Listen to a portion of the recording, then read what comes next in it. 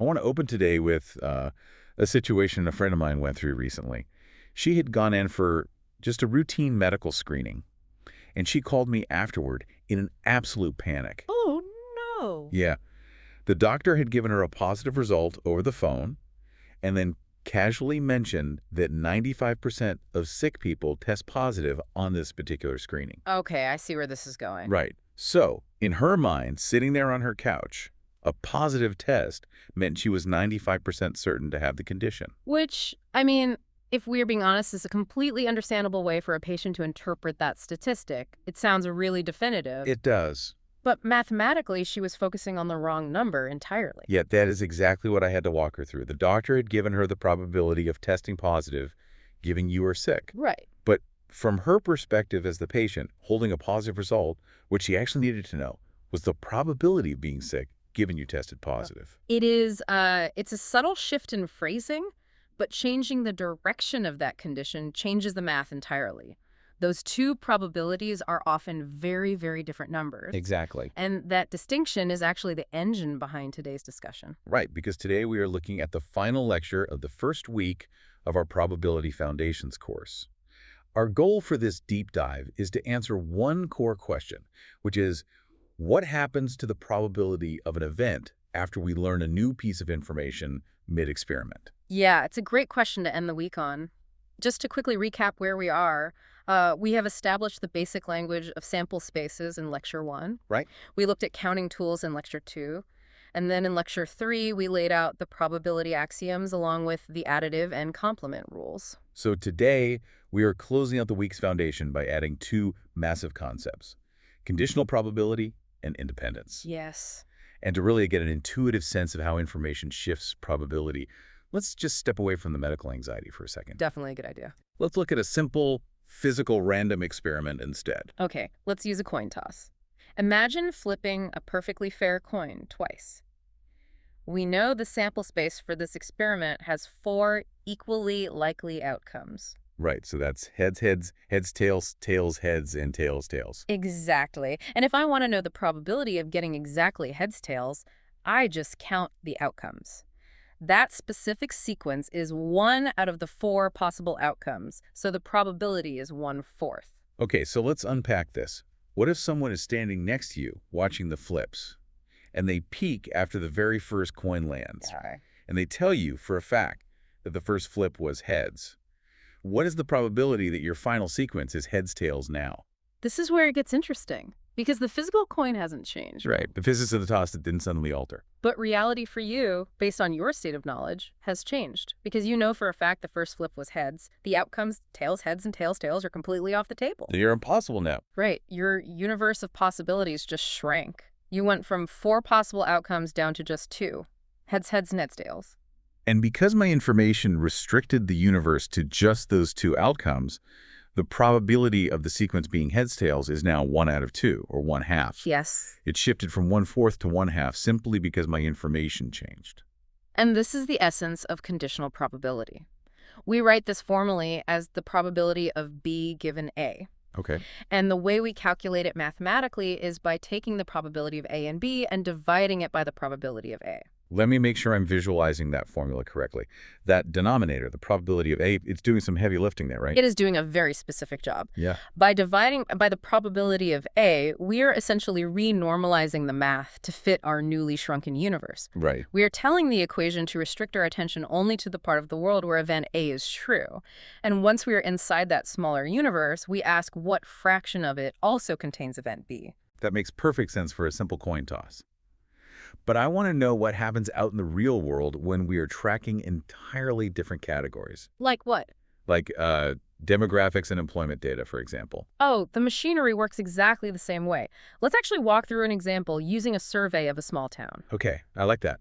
Imagine we surveyed 900 adults, and we categorized everyone across 2 dimensions, male or female, and employed or unemployed. Now, if you are listening to this on a commute or a walk, don't worry about trying to write down every single number here. I will give you the totals as we go. Good call. The important part is just watching how the denominator shifts when we change the condition.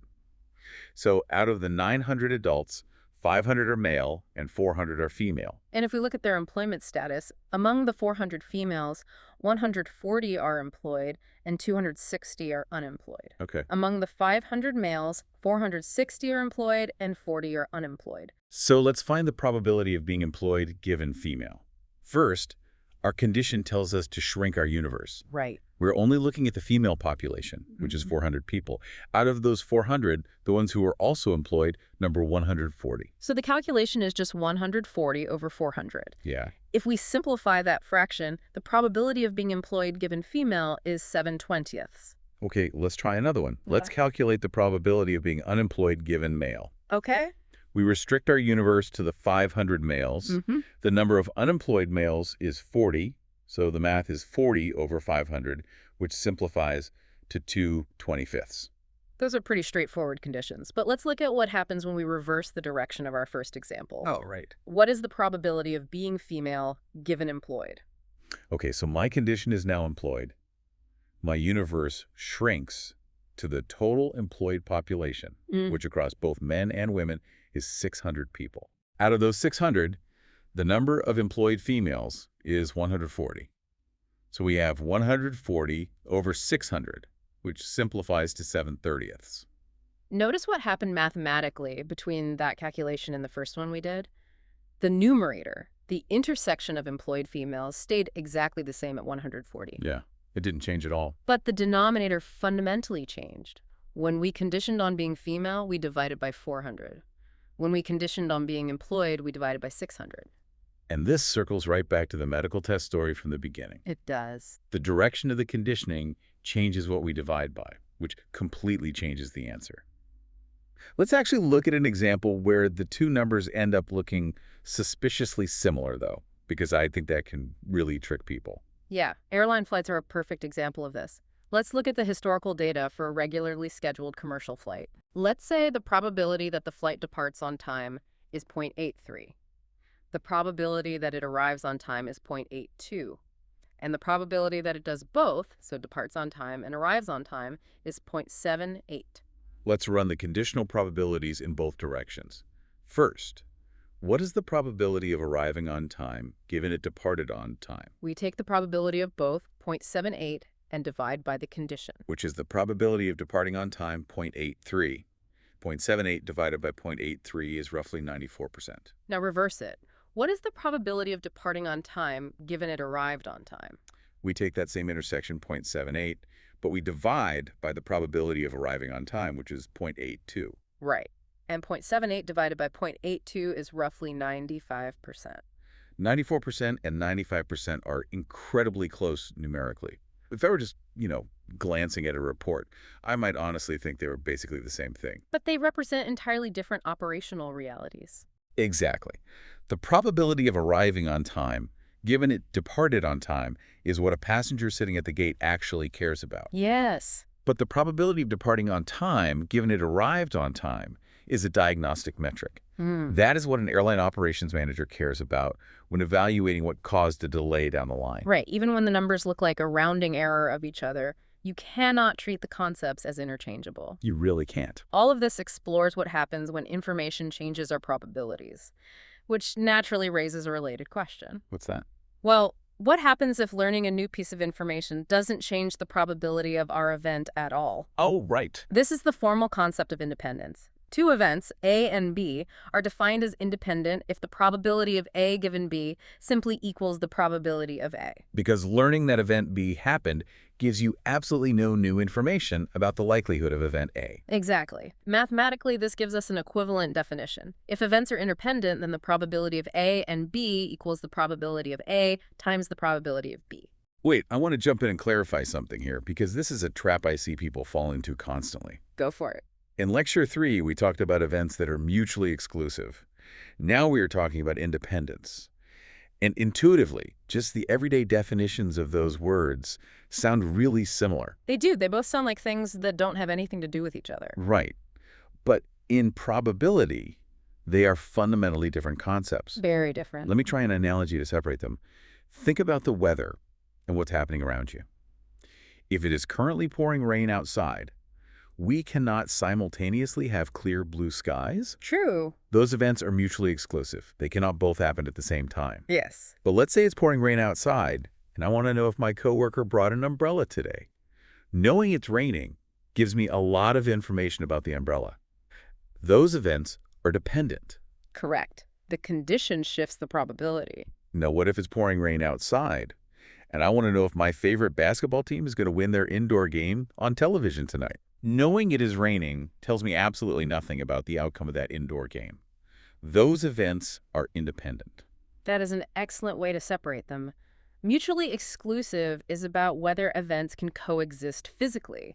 Independence is purely about whether knowing one outcome shifts the mathematical likelihood of the other. So if we go back to the formal definition of conditional probability, Okay.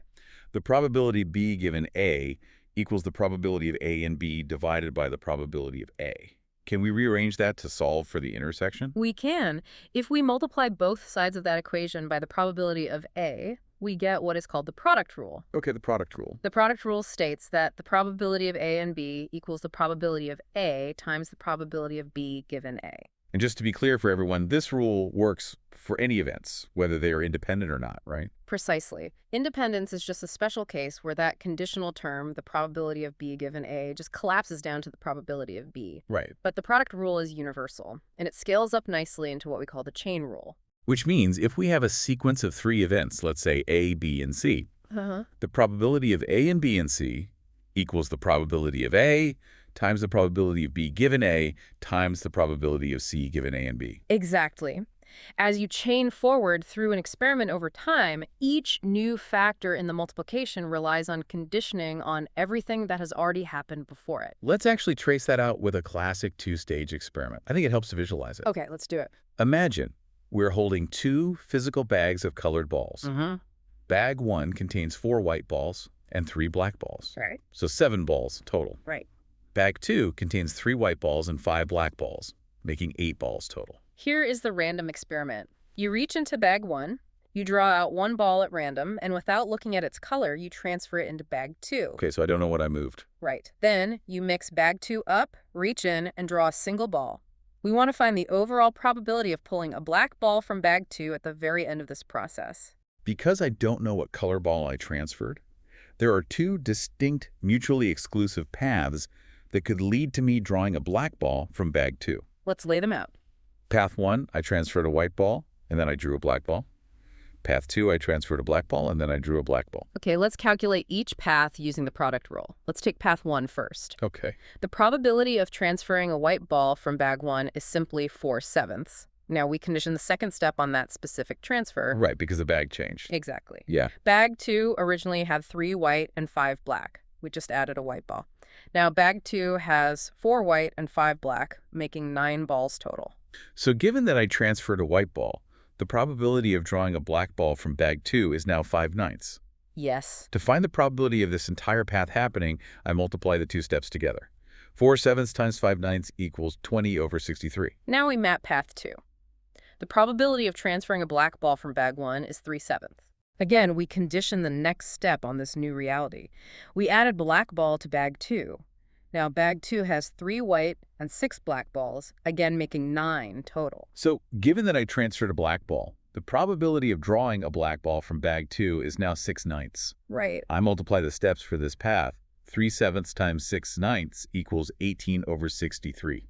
Because these are 2 separate paths to get to our final outcome, we want to find the total probability of drawing a black ball from bag 2, regardless of which transfer happened. So we just add the probabilities of our 2 possible paths together. Yeah. We take the 20/63 from path 1 and add the 18/63 from path 2. And that gives us... The total must be stated as 38/63.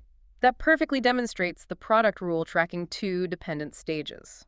But what about independence? Let's look at how independence functions in a multi-stage experiment. Let's go back to tossing a coin twice. But this time we are going to compare 2 different coins, a fair coin and an unfair coin. Good example. With a fair coin, the probability of heads is 1/2 and the probability of tails is 1/2. We already established our sample space is heads heads, heads tails, tails heads, and tails tails. Right. Because the tosses are independent, the coin doesn't remember the previous toss, We use the product rule in its simplified form. We just multiply the individual probabilities. The probability of getting heads is 1/2 times 1/2, which is 1/4. Yes. And since every single toss is a 1/2 probability, all 4 outcomes have a probability of 1/4. The distribution is totally flat. Now, let's swap in an unfair coin where the probability of heads is heavily weighted. Let's say the probability of heads is 3/4, meaning the probability of tails is 1/4. The physical sample space of our experiment has not changed. The physical reality of what can happen is exactly the same. Heads, heads, heads, tails, tails, heads, and tails, tails. What changes is the mathematical weight assigned to each outcome. Because of independence, it is driven by the per-toss product. The probability of getting heads is now 3/4 times 3/4, which gives us 9/16. And we can calculate the rest of the space just as methodically. The probability of heads tails is 3/4 times 1/4, which is 3/16. Right. The probability of tails heads is also 3/16. And the probability of tails is 1/4 times 1/4, which is 1/16. Notice what happens if you add those final weights up. 9/16 plus 3/16 plus 3/16 plus 1/16. That still equals exactly 1. It does. The total probability is conserved across the same 4 outcomes. But because of the individual weights of the unfair coin, the distribution is no longer equally likely. Let's contrast that calculation with one final experiment where the events fundamentally rely on each other in a different way. Let's hear it. Imagine a box containing 20 electrical fuses. Yeah. We know that exactly 2 of those 20 fuses are defective. Okay, so our experiment is to reach into the box and pick 2 fuses at random, one after the other. But critically, we are doing this without replacement. We take a fuse out and we do not put it back. Right. We want to find the probability that both fuses we draw are defective. We have to rely on the full product rule here. Okay, so let's talk through the steps. The probability that the first fuse is defective is straightforward. It is simply 2/20, since there are 2 defectives in a box of 20. Now we have to condition the second draw on the specific reality of the first draw. Since we did not replace the first defective fuse, the physical state of the box has changed. There are now only 19 fuses left in total. Exactly. And because we removed a defective one, there is only 1 defective fuse remaining in the box. So the probability that the second fuse is defective, given the first one was defective, is 1/19. Yes. To find the probability that both events happen together, we multiply our steps. 2/20 times 1/19. That gives us 2/380, which simplifies to exactly 1/190. The key distinction to make here is why this relies on the product rule, but is explicitly not a case of independence. Right, because earlier we talked about the coin universe shrinking just based on information. Exactly. With the coin toss, knowing the first flip was heads changed your information, but the coin itself remained completely unchanged. Yeah. With the fuses, because they were drawn without replacement, the state of the box for the second draw inherently depended on the specific outcome of the first draw. Right. The conditional probability of 1/19 captured a physical change in reality. Exactly. So let's synthesize everything we have covered this week.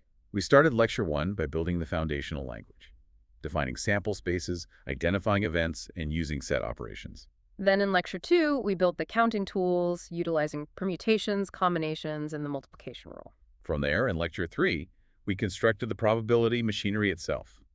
We defined the core axioms and established the additive and complement rules. And now today, in Lecture 4, we have layered on conditional probability and the product rule.